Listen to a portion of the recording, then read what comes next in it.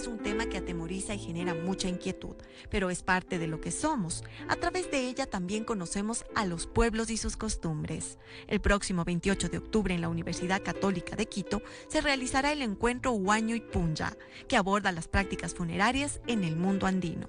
Y es que muchas culturas desde la antigüedad han buscado un lugar especial para enterrar a sus muertos. En nuestro país, estos sitios esconden historias, personajes ilustres y muchas curiosidades en su construcción. Hoy hacemos un recorrido por algunos de los más importantes cementerios.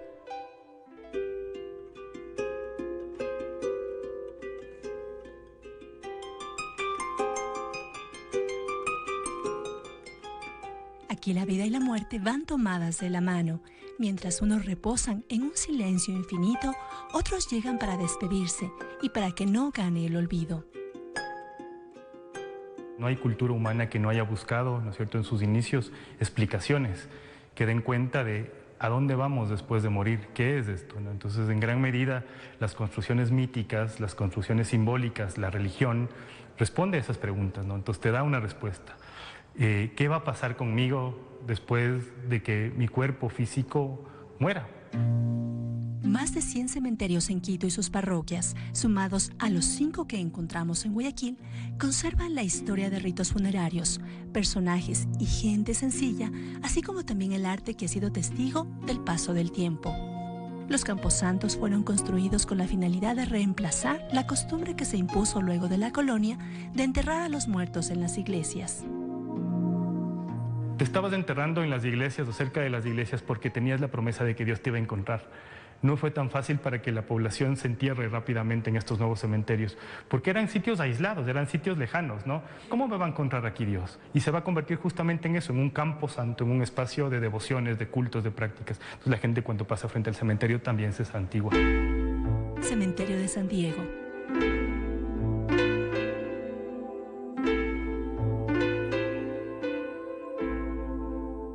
La esquina de las almas. Así se conoce a la intersección en donde está ubicado el cementerio de San Diego, en el centro de Quito, que abrió sus puertas en 1868. Existen más de 40.000 personas enterradas, entre ellas personajes históricos del país, como el expresidente Leonidas Plaza y el académico y jurista Luis Felipe Borja. Bueno, aquí tenemos la tumba del general Manuel Serrano, que junto a Eloy Alfaro fue arrastrado el enero de 1912. Algunos de los trabajadores, me imagino, de Sociedad Funeraria Nacional, pues en ese tiempo recogieron todos esos restos y los trajeron a enterrar, entre ellos al general Alfaro, que estuvo enterrado también por algunos años aquí en el cementerio de San Diego. Ese entierro pues se lo hizo en forma clandestina y solamente se conoce datos de que el único que conocía la ubicación del nicho donde estaba enterrado el general Alfaro pues era el administrador y el presidente de la Sociedad Funeraria Nacional.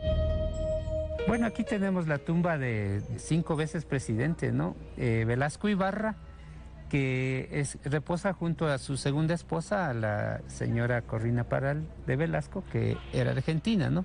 Algo de interesante que tiene esta tumba es que siempre tiene flores, ¿no? Toda la gente lo recuerda, ¿no? Dice que él no se robó un centavo. Eso la gente tiene esa gratitud, ¿no? Hay 139 mausoleos, algunos de mármol y esculturas traídas de Europa. Reconocidos artistas nacionales y extranjeros dejaron su huella en este patrimonio cultural del Ecuador, mientras los más humildes accedían a nichos y tumbas.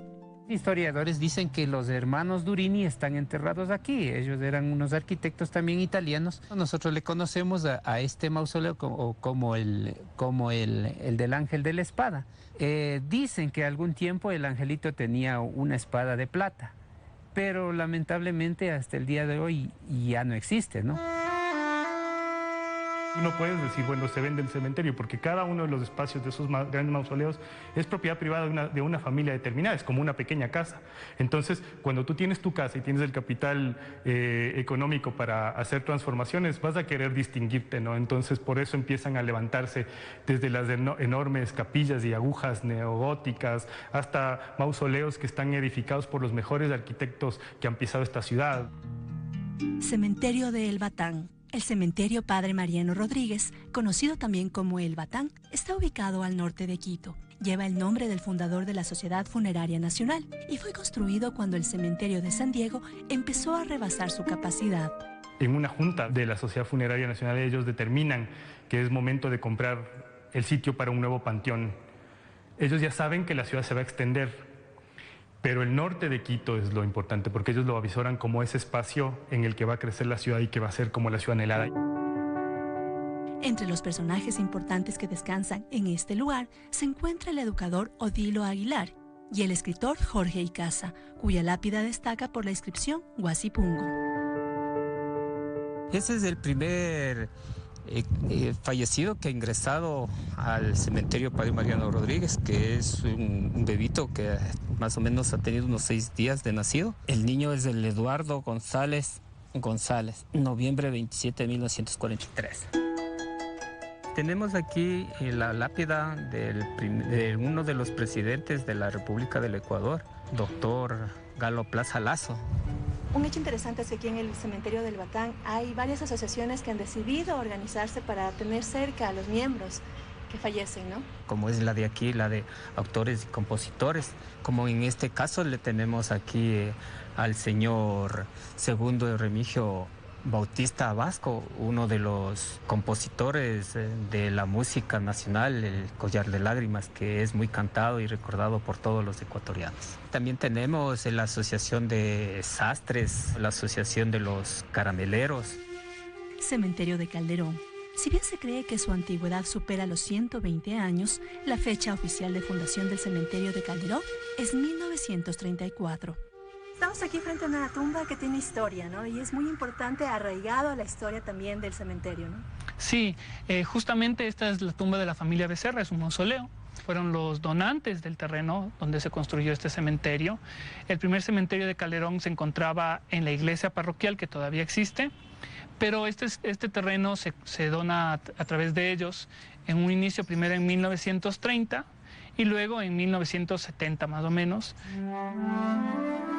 Una de las características más relevantes de este camposanto es que aún conserva intactos los ritos funerarios de las culturas prehispánicas.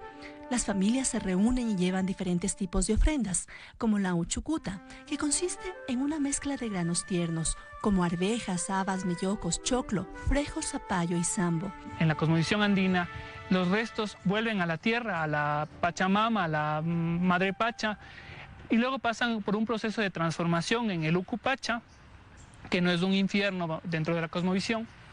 Y esto lo que produce es que ellos se conviertan en una comunidad yacente, es decir, una comunidad dormida, pero que comparte todavía con sus seres queridos. Bueno, aquí se evidencia más claramente cómo está una cruz junto a otra, ¿no? Aquí Sí. hay en total 3 juntas. Sucede porque justamente uno quiere estar cerca del ser querido que ha partido, ¿no? Entonces, dentro de la cosmovisión andina, eso se evidencia mucho más porque tienen una idea muy clara de comunidad y de compartir, tanto en la vida como en la muerte. Cementerio Patrimonial de Guayaquil. La llamada Ciudad Blanca de Guayaquil se construyó con un curioso aporte para recibir a sus primeros huéspedes. Antes no había un cementerio general, no existía un panteón general. Antes lo que había eran cementerios junto a cada una de las iglesias. Estamos hablando de tiempos coloniales. Pero llegó un momento en que la población de la ciudad excedió a la cantidad de tumbas que podían hacerse. Y llega el momento en que dicen, bueno, pues ¿dónde enterramos a nuestra gente? ¿Dónde enterramos a nuestros muertos? Y creo que el mejor lugar es donde los pobres entierran a su gente. ¿Dónde enterraban los pobres a su gente en tiempo de la colonia? En el cerro. No es sino hasta 1822 que Bolívar coge y permite el decreto de una ley por medio del cual se cobrarían 2 reales por botija de alcohol producida para que ese dinero sirviera para la construcción de un panteón general. Dicho de otro modo, el primer panteón lo pagaron los borrachitos.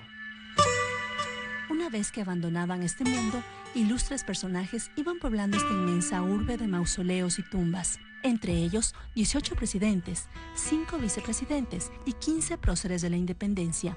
Es la tumba más antigua que tenemos que está en la puerta número 3, data del año 1831 y alberga los restos de una niñita que murió de un añito. De allí viene a visitar la de Julio Jaramillo, que es la tumba que todo el mundo no deja de venir a ver, la de Jaime Roldós Aguilera. La tumba de Eloy Alfaro es visitada siempre el 5 de junio, que es la época en que vienen a hacer romería por el día de la Revolución Liberal. Estas son verdaderas obras de arte de los más variados diseños y tamaños. Gracias a ellas, esta necrópolis fue nombrada Patrimonio Cultural de la Nación e incluso se organizan visitas turísticas a sus majestuosos mausoleos que han resistido al tiempo.